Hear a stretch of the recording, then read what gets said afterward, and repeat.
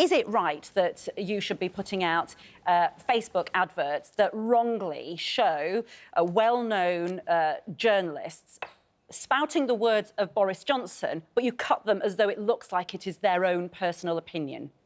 Well, I think what you saw with those adverts is just quite simply demonstrating the chaos that we've seen in Parliament, the fact that Parliament hasn't been able to decide anything. I don't think Mr Williamson, I'm sorry to interrupt so quickly, but that's not what we saw from those adverts. What those comments, you know, they hadn't been edited out of context. What we've done is we've simply demonstrated the challenges. Did you say they've not been edited out of context? The simple challenges that the government has been facing, the nation's been facing, and the fact that we haven't actually had Parliament reach a decision about what it wishes to do. I'm not sure you've actually seen the advert, Mr Williamson. Have you seen the advert?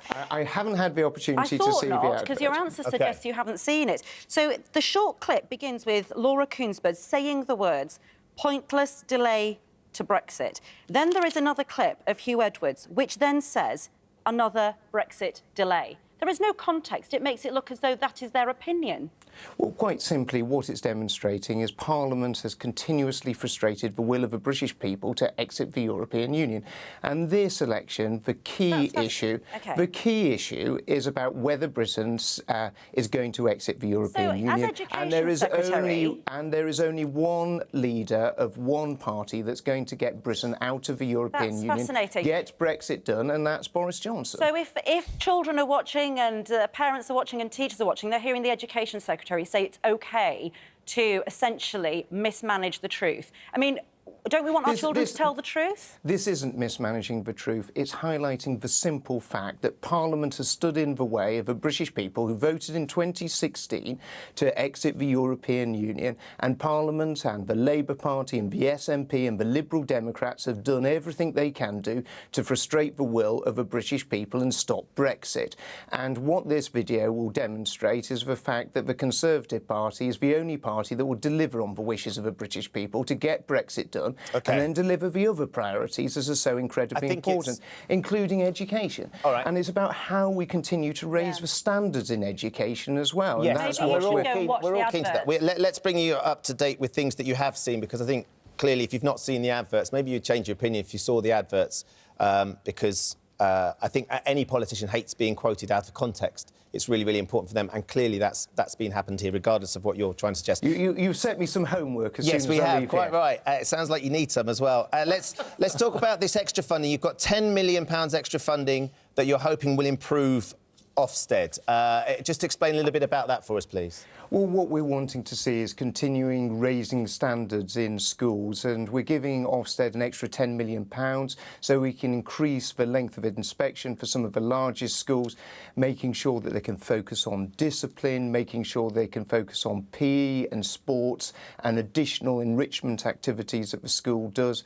We're also giving them that extra money so they can improve the quality of the inspectors, make sure they have more full-time inspectors, and where there are particular cases where there are particular concerns about schools, we're piloting the idea of no-notice inspections, where if there is a particular concern, this can be done with a school. So the National Association of Head Teachers responds to this and says that no-notice inspections will do more harm than good. They will result in more wasted time for inspectors, whilst arrangements are frantically put in place to meet their needs. They'll be more disruptive and stressful to teachers and pupils, and will give zero additional insight in return. There are very few teachers who feel that Ofsted inspections increase their standards. It simply puts huge pressure on them, and they don't like them. Well, what you're seeing in terms of Ofsted, you have one party who wants to see Ofsted continue, which is the Conservatives, and you see Labour and the Liberal Democrats who want to abolish it and replace it with 152 local authorities marking their own homework. And this is an independent inspectorate that makes sure that we have the highest standards of education in our schools. Wouldn't this money be better spent actually supporting teachers in school rather than the heavy stick attitude, which appears to be the one that you're advocating? Well, what we have been doing is we've been investing £14.4 billion extra over the next 3 years into our schools, but we do recognise there needs to be an independent inspection regime. We've got to ensure that where there are challenges in schools, and actually 85% of head teachers who've been Ofsted inspected agree with the outcomes of what the Ofsted have said about that school. So it is about helping and supporting the schools as well. Undoubtedly, help and support is what we hear regularly from our viewers that are teachers and from head teachers as well. And one of the things that they're desperately short of is teachers themselves and teachers going into training. There were new figures that were out yesterday showed that the government has failed to reach its recruitment targets for secondary school teacher trainees for the 7th year in a row. This is a consistent failure on the standards and the figures that you've set yourselves. You're still not being able to get enough trainee teachers in to help within the education system. Yeah, well, this is something that is incredibly important. And while we've seen a rise in the number of people entering the teaching profession this year, as we saw last year, you're right to highlight the fact that we didn't hit the target we had set ourselves. Why are you continually failing then? So one of the areas that we've identified is we need to attract more teachers in by a higher salary. And that's why we're going to be setting a minimum starting salary of £30,000 for every teacher. We think by setting a higher starting salary, this will attract the very highest calibre graduates into the teaching profession. Because you know and I know, the thing that's going to have the biggest impact in terms of the outcomes for children is the quality of the teacher, what they're able to do. So once you've attracted them, the other thing that they struggle with is the retention of those teachers as well, because as we consistently find, and as Ranveer highlighted through the Ofsted inspections, is the stress and the problems that teachers have to deal with doing 59-hour work weeks, having to work in their spare time, having to mark books, having to plan lessons outside of the time they're at school is just too much. And they need more support. They need more support outside of the situation that they have at schools at the minute. Well, what we've got to be doing, and it's right to highlight this, is actually reduce the amount of hours that teachers are working. And that's why we're working, and we have been working with the unions and teachers themselves to see how we reduce that workload. The last year, we've seen an average fall of 5 hours a week of the amount of workload that teachers have having to do. But we recognise that we've got to go... What about those schools that right now are already struggling, Gavin Williamson? I mean, the money you talk about, many schools won't receive any of that money until September next year. Some will receive it in April, but many won't receive it until September next year. There are teachers who are having to reduce the school week. There are others who are having to buy staplers and toilet roll and pieces of paper and all that sort of stuff out of their own pockets. What are you expecting them to do for the next 2 terms? So what we've always done, so most schools, 50% of schools will be receiving the increased money in the next financial year, which kicks off in April. Other academies will be receiving it from the new academic year. But those schools who are struggling, actually at the Department for Education, we have a special unit that is there to help and support schools if they're having financial difficulties. How much money have they given to schools and actually support them in terms of supporting them in terms of their financial management. So we're always open to working with them. But what we're seeing is we're going to be seeing an increase in the amount of funding that goes to every single school. How much of that funding is going to go on giving mental health support in schools to those pupils? Because many of the teachers that talk about it, they talk about the stress because actually it's not just the teaching, it's about all the social care aspect that teachers are expected to do. Children who are coming in hungry, children who haven't got the right kit because their parents can't afford it. Aggression in the classroom. Aggression in the classroom. Well, Labour have promised to put in mental health counsellors in every single school. Wouldn't the money that you're putting into Ofsted be better off doing something similar, which would genuinely help pupils in the classroom and the teachers? Quite simply, Labour want to abolish Ofsted because the unions have told them to abolish Ofsted. Actually, what Ofsted does is make sure that we have high standards in the classroom. What Ofsted does is make sure that we have discipline within the classroom. But they're not in the classroom every day, are they? They're not. It sounds to me like you're helping Ofsted, but you're actually ignoring what the National Association of Head Teachers say. What teachers every day say is that they need more support in the classroom. We're helping to ensure that all children get the very best education. And what teachers want to do, see and what parents want to see is to see that their child gets the very best. That's what we're doing. And Ofsted has been going since the 1990s. It was something that was created by a Conservative government, was supported by a new Labour government, because both parties at that time recognised that raising standards in classrooms is incredibly important. What Labour want to do is dumb down education and reduce standards. We don't want to do that. That's why Ofsted is incredibly important for maintaining those standards. But I just want to highlight a tweet that's been sent to me while someone's listening to this programme. This is Elaine. She's a teacher. She's listening to this interview right now. She's just said,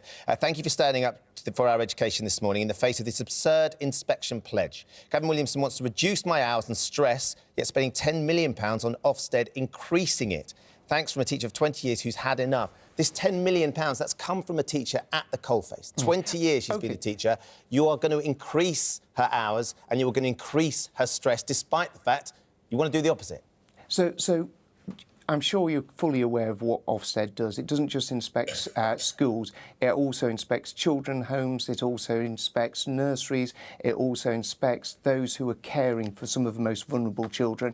Labour want to abolish this organisation that does that type of inspection, make sure that those most vulnerable children are properly looked after. With no replacement of that, all they want to do is to get 152 local authorities with no sense of rigour, with no sense of into every single school is what they also want to do. Gavin Williamson, let's move on to the climate change debate last night. Well, if you let me have the opportunity you've said the same thing several times, sir, so let's move on to the climate change debate. On mental health, I mean, on Mental Health Week, you'll probably have picked up the announcement that we made about what we're doing in terms of rolling out mental health support across schools, supporting young people. We recognise how important that is. That's something that we are already doing. But it's good to see that Labour are following up in our wake.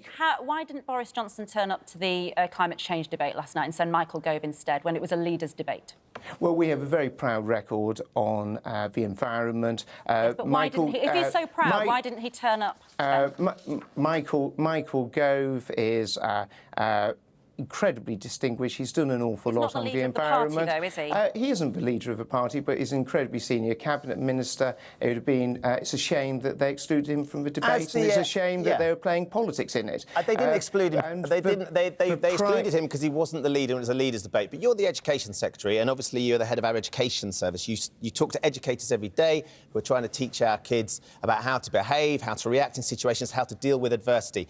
How do you think it scans this morning when the Tories, who weren't allowed to put Michael Gove into that debate because he wasn't the leader, Channel 4 made that decision, when it turns around that they say now, well, if we get re-elected, we're going to reconsider their licence because that's not behaviour? That's just bullying, isn't it? There's no reconsidering of the licence at all. So, that's not true? It's a shame that they decided to play politics in terms of their coverage. So you're embarrassed by that quote, that they're going to reconsider the licence? There isn't any reconsideration of the licence. The Conservatives say, if we are re-elected, we will have to review Channel 4's public service broadcasting obligations. Broadcasting organisations are rightly held to something else you haven't seen this morning? A higher standard. We haven't. We are not going to be reviewing the Channel 4 licence. It is up for review in 2024. So any government who is elected will probably at some point be reviewing that licence as part of that process. That isn't what was said. It was in light of what happened last night that you're going to do that. Is it right that Channel 4 put ice sculptures in the place of a Prime Minister and Nigel Farage? No, it isn't.